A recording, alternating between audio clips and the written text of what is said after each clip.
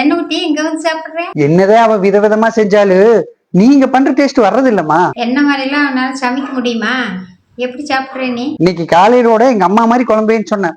அவ அதுக்கு ஏதோ சொன்னா, சும்மா பட்டரோட சேர்த்து மூஞ்சில அடிச்சுட்டு தான் வந்திருக்கிறேன். சண்டை எல்லாம் கட்டாதேப்பா. பின்ன உங்களை பத்தி சொன்னா நான் சும்மா இருப்பேனாமா? கோவம் வராது? கோழி வித்த காசு 2000 ரூபாய் வந்தது, அது தார் செலவுக்கு வச்சுக்கோ. 2000 ரூபாய்க்கு வித்த கோழி? சரி கொடுங்க கொடுங்க.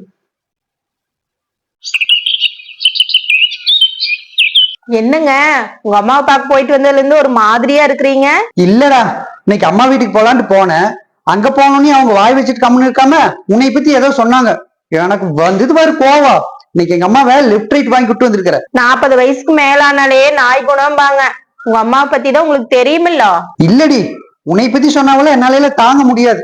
அதான் இன்னைக்கு பிடிச்சு கண்டபடி திட்டி விட்டு வந்திருக்கிற. சரி சரி விடுங்க. என் அப்பா ஆடி மாச நோம்பிக்கு 5000 ரூபாய் பணம் அனுப்பி இருக்காரு.